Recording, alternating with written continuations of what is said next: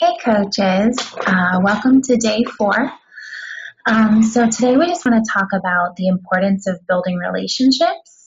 And we do this through connecting and reconnecting. So the foundation of this business is building relationships, connecting to new people, reconnecting to those existing relationships. First, we want to talk to you today about developing a list of 100 people that you know. So this can be your family, your friends, your neighbors, people you work with, anyone you are comfortable with talking to right away. Sit down and get those names onto a list. Go through your Facebook, go through your contacts, any place that you just have a bunch of names of people you know, and put them on some paper. And the next step is to highlight 10 to 20 of those people and start reconnecting to them. Reach out and just start a conversation. Ask questions. These initial conversations should have nothing to do with your new venture as a coach. This is huge, guys. I once had this friend who, joined Mary Kay, and literally the day she joined, she sent me a message saying that Mary Kay had basically challenged her to get 21 new customers in 48 days, and she gave me her link. And it was such a turnoff. And I'm just so glad that we don't run our businesses that way. So your sole purpose in reaching out is to reconnect and build those relationships. Something simple. How are you? How are your kids? Hey, I saw you just got engaged. One of the speakers at Summit, she talked about the power of hello, and just mentioned how a lot of people don't take time out of their day anymore to just stop and say hello to people. And that actually really does still mean a lot to people. We live in a time where everything is instant. So we have Google, we have microwaves, we have our smartphones, and so we tend to get impatient when things don't happen right away, or after the slightest bit of effort even. I promise you guys, the rewards come from relationships. So just really listen to them. Keep the conversation going and lose the intention to just jump in with Beachbody. And the conversation will develop in an organic way, and it'll get there. It always does circle back to what you're doing, because when you are interested in somebody, they are genuinely interested in you. You will start to see those relationships grow, and you never know, they might grow into something for your business down the road. I always say this to my coaches when they feel like they're hitting a wall, whenever they do come to that point, whenever they bring up Beachbody and they send them a message and the message might show up as unread, or the person is just not responding. I just say you have to go back and nurture the relationship. There's some kind of disconnect there between you two, and you're just not there yet. So just keep working on the relationship, and it'll circle back around to it. So you're talking to your family and friends next time you're talking to them, and it feels appropriate. Go ahead and just bring up what you're doing. Let them know so that they know how to support you, and so that they don't go and order like T25 or Pio or something, just, randomly on the Beachbody website and show up as a free lead in somebody's inbox. So, be open about that. And people might even begin to ask you questions right off the bat. What are you doing? What is this coaching thing? And it can feel really nerve-wracking at first. I remember I had someone message me like literally 5 minutes after Steph made my my coach announcement, like when I first signed up. And she was just like, "Hey, what are you doing? Like, I think I went in on this." And she just saw how Steph announced me and that it was something exciting that I was going to be doing. And this coach, by the way, is still with me today coaching.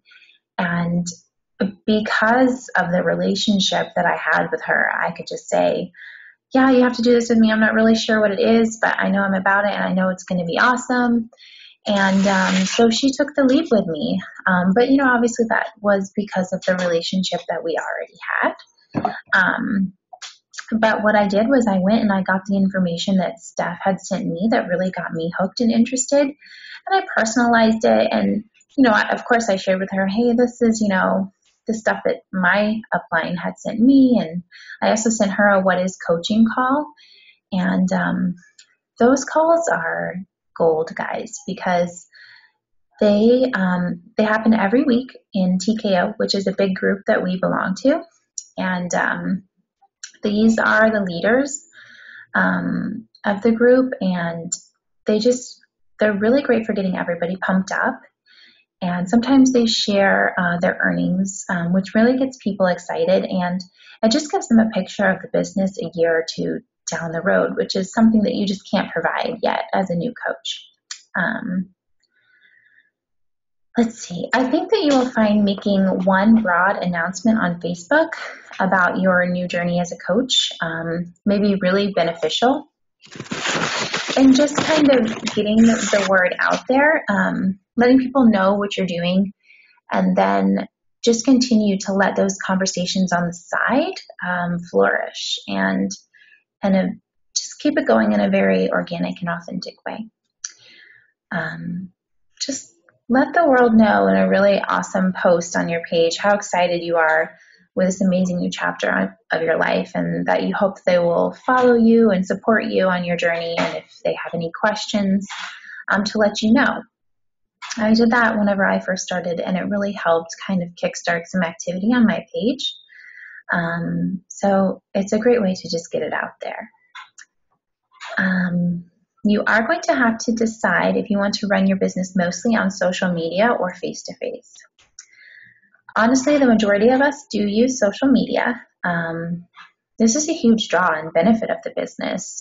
We can be at home with our families, or some of us work full 9 to 5 jobs, and you can jump on your computer or your phone and just take care of business. So that's a huge benefit to running a social media-based business. But face-to-face is also really important. You have to be comfortable talking to people about what you're doing whenever you're out in the 3D world and they ask you. And of course, you're always, not always, but there will come a time whenever you'll have to, talk to a potential coach or a potential customer on the phone, and you have to be confident and comfortable with what you're saying. You might find yourself being more accountable with your personal life.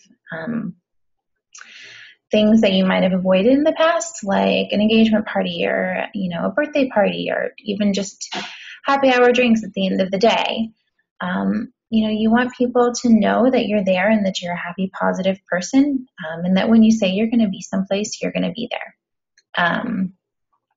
I found this great new app called Meetups, and it's just groups within your community that get together, and they get together. Some of them we'll do every week, some of them we'll do every month, and some are even fewer than that. So these people get together. They all have a common interest. There was a mommy one. So if you're a parent, it's a really great way to meet a lot of other moms or stay-at-home moms, stay-at-home dads, and just start networking with them. If you're not a parent, there's still so many options. There are wine clubs and health and fitness groups, even a paleo group. So find a way to get into your community, make connections, and just make people happy. Make them feel good, and let them know that you're there for them, whether they use your products or not, because it's all going to circle back to you and your business.